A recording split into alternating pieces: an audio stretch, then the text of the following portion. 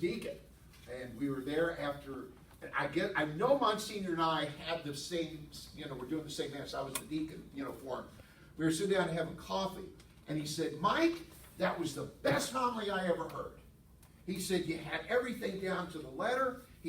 I even had footnotes, okay, on this homily. I mean, so I had everything down, and he said, "It was the best homily I ever heard. Don't ever use it again.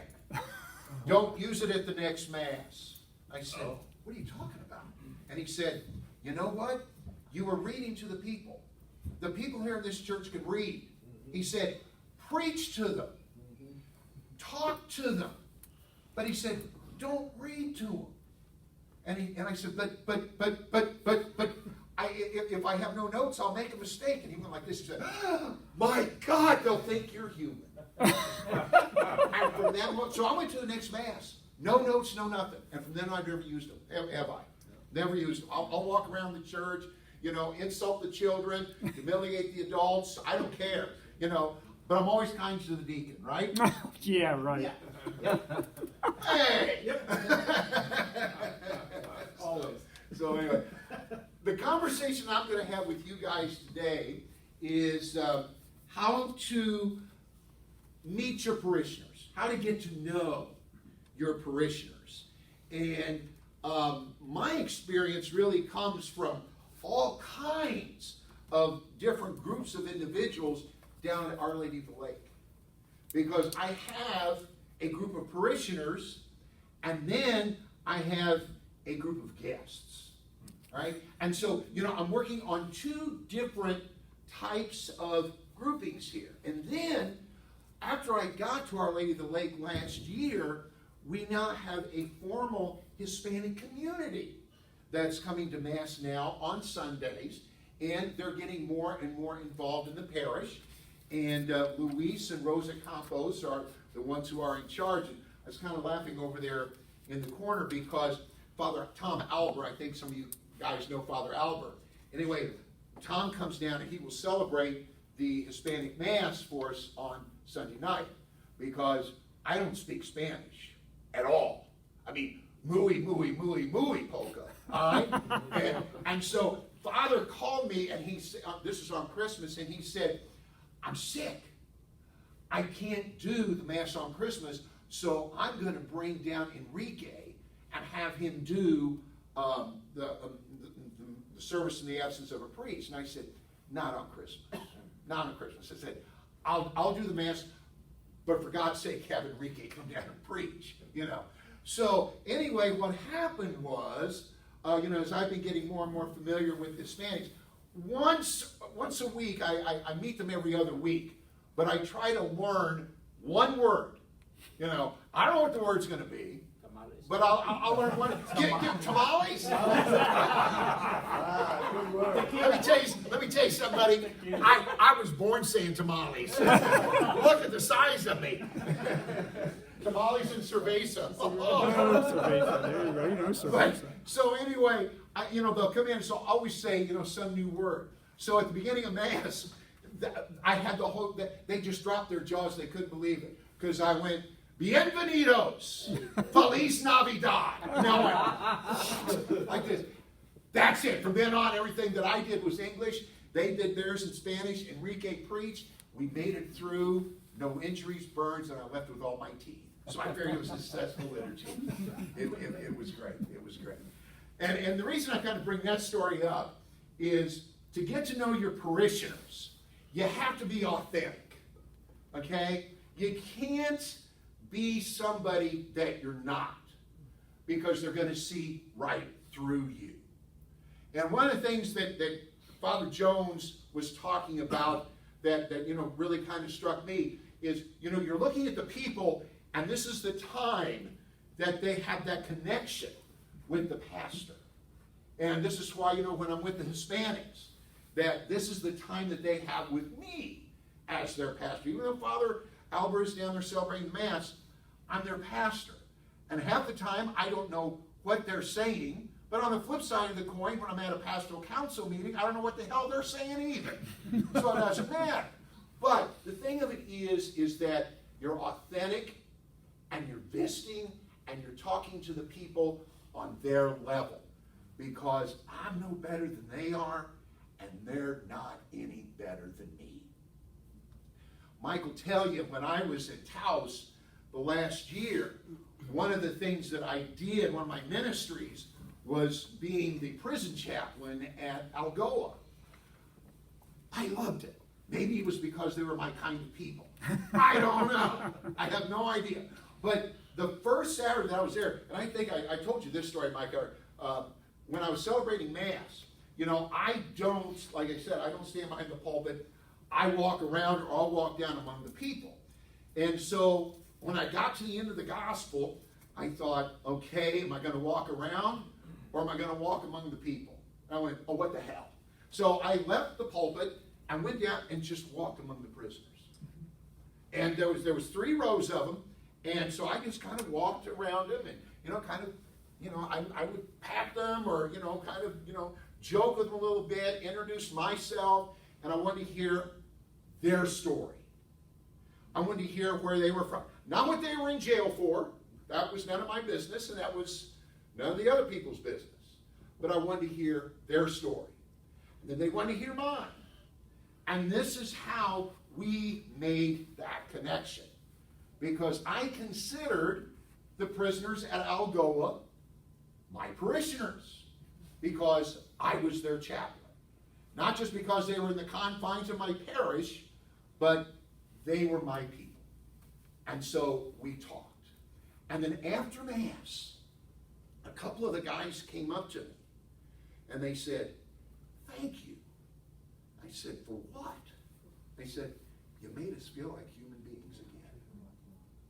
You take the time and you look at individuals in their eyes, and you take the time to talk to them, and you take the time to listen to them.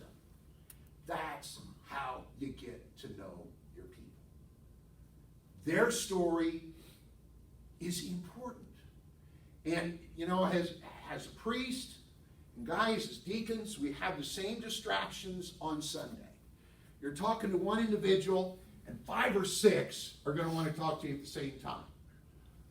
But this one person might have a story that they want to tell you, that they need to talk to you now. And so you have to kind of balance this and say, okay, you're really listening to this individual, but you also can't ignore these people either, who want to say hello to you, and especially the little 1 or 2-year-old kid who wants to come up and give you a fist bump. You can't ignore them, but you have to listen to their story, because it's important.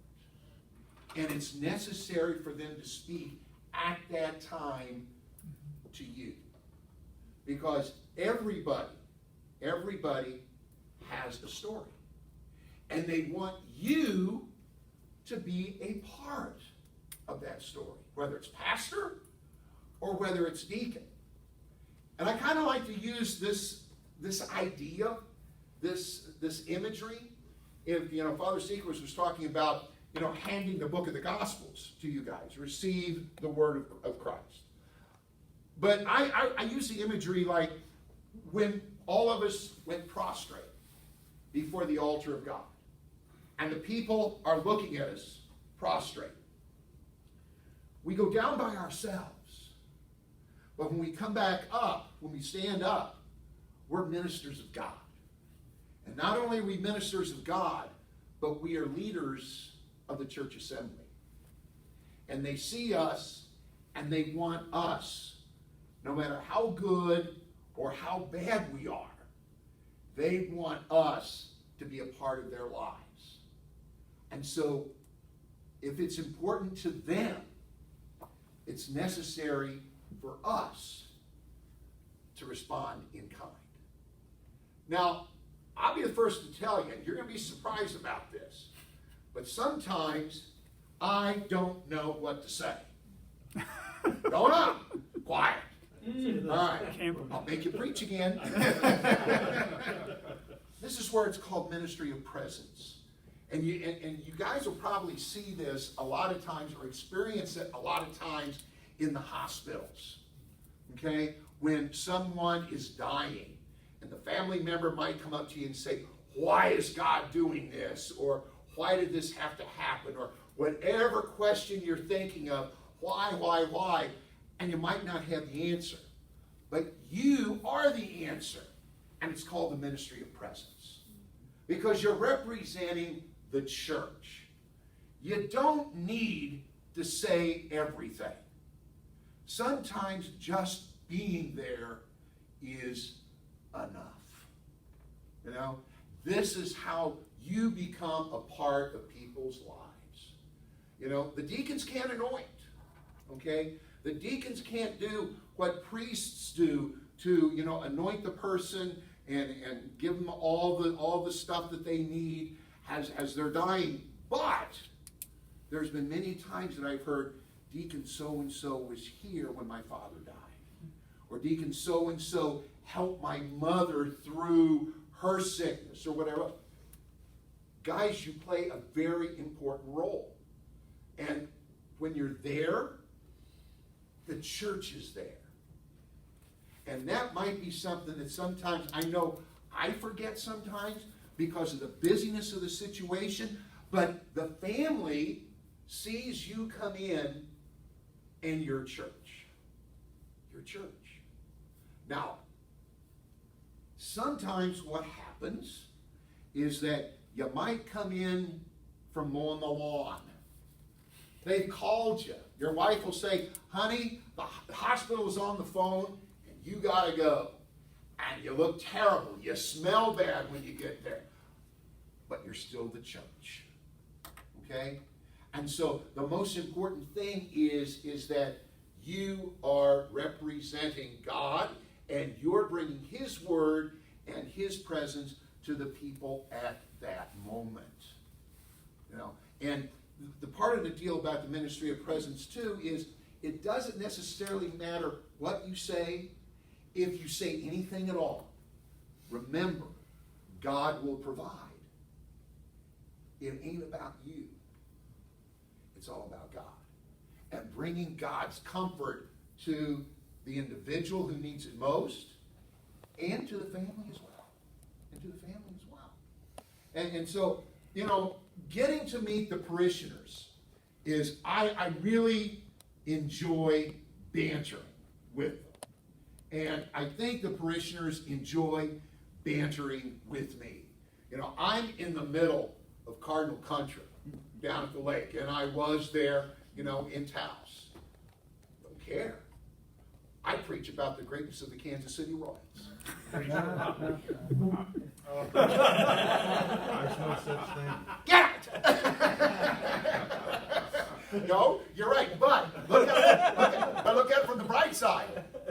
Cardinals almost stink as bad as we do. So, you know, I got some woman, and she was giving me all kinds of difficulty, okay? You brought this up, so I'll tell you what happened, right? Marilyn, we were talking about Marilyn earlier. Marilyn is a diehard Cardinal fan, all right? And so her and I, we just go at it all the time. Well, there's this other little lady, Diane. She's a beautiful little thing. Diane's probably in her late 70s, early 80s, maybe. She's a Cub fan. Okay? They're around, you know. But, you know, she kind of feels like she's been ostracized a little bit because nobody there, you know, is a Cub fan. So what I did for her was, she loves to have Marilyn and I, you know, do all this banning. And I tried to bring her in. So I bought Marilyn a present. And I wanted Diane there for it. And so I bring Marilyn in the bag, and she was very cautious. Why, I don't know. But she was very cautious about the gift. So she opens up the gift, and it was brilliant. It was absolutely brilliant. I was on a roll that day. It was one of those W flags of the Chicago Cubs. Marilyn about had a stroke. Okay? Diane thought it was great, so I was telling everybody I was going to hang it up on the kitchen wall. She's screaming no. Everybody in the parish is going, do it. Poor Diane's here in the middle and says, well, the Cubs aren't as bad as the Cardinals. I said, "Atta girl, atta girl." It brings everybody together, you know. It's senseless conversation, you know, bantering makes no difference, but yes, it does. Because you see, it brought everybody together, laughing, carrying on, having a good time. And then what happens is, a couple of weeks later, one of the people who always attends this breakfast, one of the members of the family died. And so everybody then came together to comfort this person, right? Everybody knew who this individual was. Everybody knew what the sickness was. Everybody knew that, something had been wrong prior. And so, I was a part of that because, being there with the people at the breakfast on Thursdays, that's part of how it goes. And then they have different little things, going throughout the year. Sneak in. Say hello. You don't have to stay there forever. And people understand, especially with permanent deacons, and if they don't, the pastor should say something. You got family responsibilities as well. But go in there and say hello. I go in there and say hello to even the kids at PSR or school. Tell them what happens when I walk in. Well, first of all, they go on about the Cardinals. Oh, yeah. See? And I'll tell you this. Cardinals rule. Cardinals rule. You have little kids be over there in the playground. They see me walking across the street, and they just all kind of rush all at once. Cardinals rule. But the teachers are awful glad when I left. But you just need to be authentic, and you don't need to go out and try to, be the holier than thou, because you're one of them. I'm one of them. And we're all in this together, glorifying God. So really, that's what it's all about. It's the KISS principle. Keep it simple, stupid. That's the one I always use. But keep it simple, because the people, we are united as one family under the headship of God, and we're all in this together, and just want to meet them, be with them, be authentic, and just be there when they need you. And it's as simple as that. It's as simple as that. All right? Any questions or comments, or how do I get myself into this? It's funny, the whole Royals Cardinals, my very first weekend there, he pulled Lisa and I up in front of everybody and said, Deacon here's in a mixed marriage. His wife's a Cardinals fan, and everybody starts doing this. He throws his arm around me, the Deacon's a Royals fan. But it's funny, now that he's down at the lake, I'll have parishioners come tell me after Mass, we were down at the lake and saw Father. We all wore Cardinal shirts and sat in the front row. But it's kind of that uniting thing, It's that, Yeah, and the thing of it is, guys, I'm going to hold you to the seal of the confessional, all right? I don't care. If the Cardinals are great, if the Cardinals are bad, I don't care. But the people of God in the pews do care. And that's their weak spot. And I'm going for it. But it brings them all together. My God, I got parishioners that wear, Cardinal stuff all the time just to aggravate me. And so I'll play the game. I'll say, you wear that shirt one more time, you're not going to communion. Oh, they get the biggest kick out of it. Oh, they think it's absolutely great. Now, nobody else could say that, but I could say, get away with it, because that's the relationship we have. That's where we're at, because we can relax and enjoy, each other. I had some idiot. It was when the Chiefs played the Bills.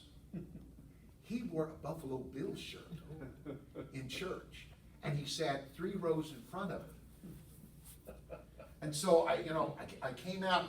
I came down, for the homily, because I walk out into the church, and I'm looking at this guy, and I said, I kind of gave him the square look. He said, "Come here a minute." You know the drill. I said, "Come here a minute." So he comes up there a minute, and I said, "Where are you from?" And he said, he was from somewhere around Buffalo, okay? And he said, "I'm going to the Chiefs game today." And I said, "Dress like that?" Well, none of the parishioners knew what was going on, okay, because the guy was facing me. And I said, "You go to the Chiefs game dressed like that, you're going to be dead by the national anthem." People were kind of looking, they didn't know what's going on. I turned him around, and everybody in unison went, "Boo!" This was after the penitential act, not So, it's just things like that he's people up and make also the guests feel welcome. Now, it's not a comedy show. I mean, we don't do things on, but sometimes you need to break the ice. And that I feel is, is very important as well. You need to break the ice, because especially in our situation, we have a lot of guests. And, we had the motorcycle group that was there last year in August or September. They told me, "Oh, Father, we're going to have a bunch of motorcyclists here this weekend." I thought they were talking about the Hells Angels. I didn't know. Okay, but they're wonderful people, and we visited afterwards. They're from all over the place. It was great just getting to know them and meet them and everything else. So just take the time to do that. But so really, that's And I'll add one thing that you mentioned earlier about sneaking in on meetings and things like that. And I don't know how many meetings your priest asked you to go to, pastoral council, school board, whatever. Father kind of left it up to me what I wanted to go to until there was a point where I had to go to all of them because he wasn't available. But quite honestly, that was one of the ways that I learned who people were in the parish, because unfortunately, he was out of commission for a little bit, and it forced me into the breach, and to go to the meetings and to get to know the various people and their talents and skills, and some of their backgrounds. Now, I've resigned myself to the fact I'm not going to try to connect all the dots of who's related to who and all that in a small town, other than to keep in my mind, be careful not to say anything bad about somebody because their relative is probably standing right next more than to you. likely. More than likely they're related somehow. So, but to go to those meetings, and when the very first parish picnic that I was at, Jim Hoff, the deacon before me, was in charge of the hamburger stand, and he looked at me and said, "You're not. I want you walking around and getting to know everybody and meeting people and things like that." He said, "Somebody else can take care of that hamburger stand." Yeah. I mean, you're deacons, you're clergy. You need to be in and among the people of God. That's what you are ordained to do. I figured you're supposed to be ministers of gospel, not flippers of hamburgers. You can do that in the grill at home. Be with the people. They want to be with you. They do. Sit down and play bingo. Yeah, sit down and play bingo with them. I'm not. My insurance policy won't cover that. No. Sometimes just it's nothing. It's not something that you want here, but it's something that they want to express. So just hear whatever you want or not. Just hear them. They want to speak, so just hear them. I remember Father Patrick say, teach us about that. So people want to talk, want to say something, want to express whatever they have inside. So he say, probably it's not what you want here, but it's something that they want to express. So be with them. Yeah, I say, Yeah. The Hispanic community is going to have me do a quinceañera here in a couple of weeks. I said, "Well, you want Father Tom to?" No, we want you. And it's not because I'm bragging that they want me, but it's because I'm taking the time to know them, and so they feel comfortable with me as their pastor, and they feel comfortable with my deacons as well, because the deacons are taking time to come by and see them, because the one thing that I don't like about the Hispanic situation in our parish is that the mass is at 6 o'clock on Sundays. Okay? Most of the parish is already out doing what they're doing, or they're incapable or can't drive back legally, if you know what I mean. Okay? and so, when I was first starting out, I thought, my God, this community is isolated. It's like our parish is gone, and then the next parish is coming in. Not at all. It's all, it's really all one family. The Hispanics can't be there because of their job situation, so on and so forth. But it's all coming together. Everybody has a concern. And so what's going on now is that they had a wonderful celebration for Our Lady of Guadalupe. Okay? Well, we used the Facebook, put pictures on that and everything else. So I did not make this motion. I did not.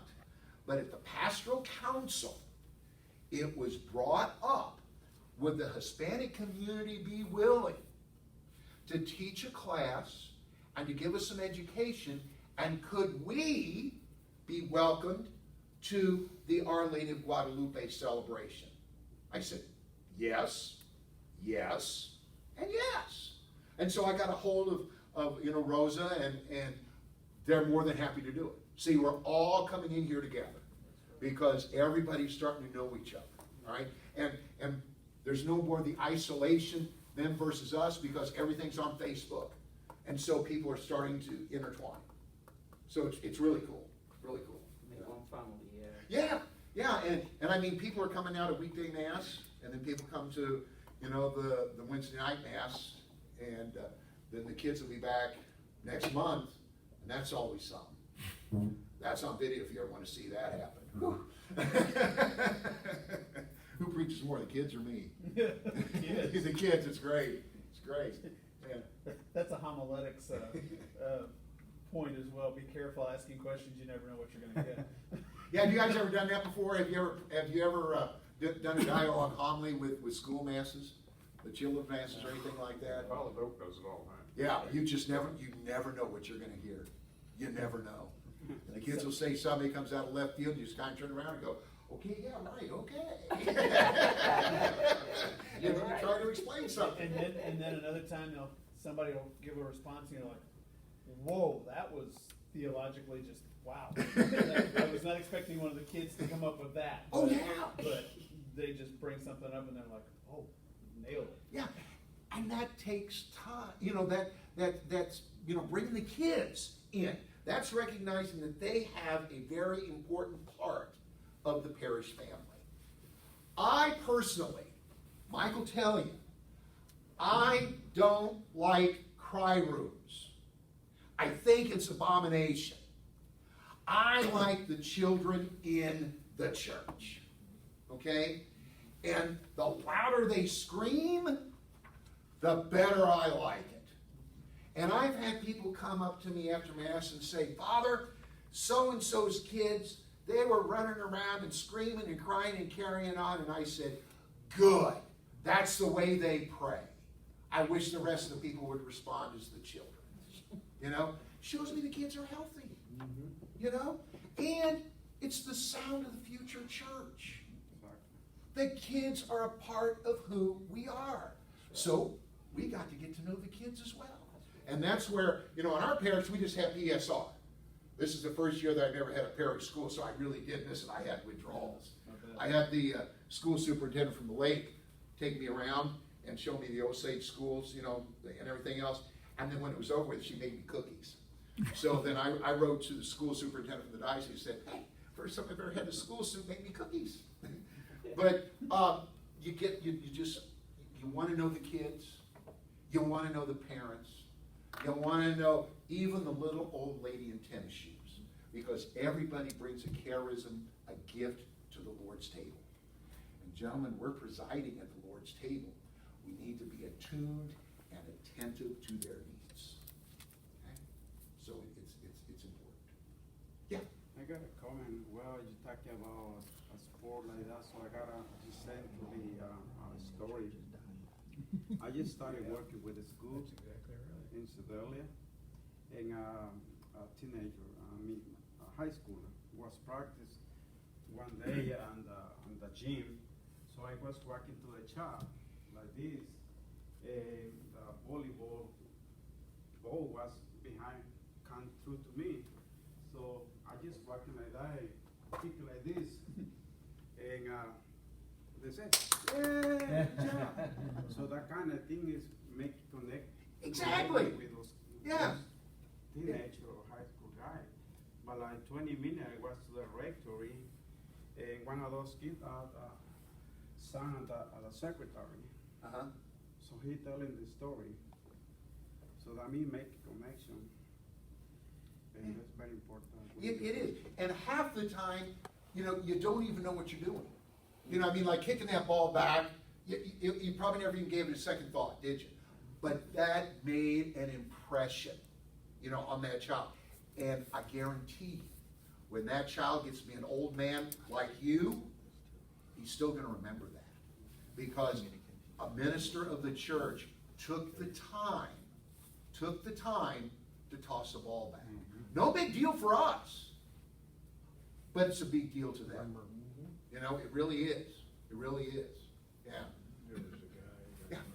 I have really learned that idea of the ministry of presence is so important, but I've learned that you have to really, at least for me, I have to really be intentional about it. For example, if I'm at the nursing home, you know, and I've got 12 people that I have to take communion to, you can see that as, well, I've got 12 stops I've got to make, and I've got to get through this and whatnot. And sometimes your to-do list can get in the way of just that ministry of presence. I've noticed the longer that I minister at this particular nursing home, the longer it takes me to get through the day, not because there's more people, because I spend more time with each other. And I don't rush to the next room, I sit and visit.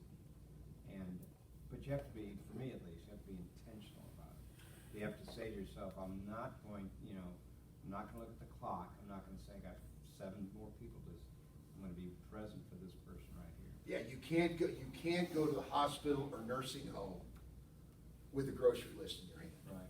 You can't do that. I mean, you have to walk in, you know, not with the attitude of, I gotta give 12 people communion. I've been gifted with this opportunity to, you know, distribute Holy Communion to these patients, and that makes all the difference in the world. And even if they can't talk, okay, even if you can't, you know, distribute communion to them, just giving them a blessing or touching their head or their shoulder, they remember that. And their families will remember that as well. Even if family's not there, they'll know that you were there. Yeah, go back to the example.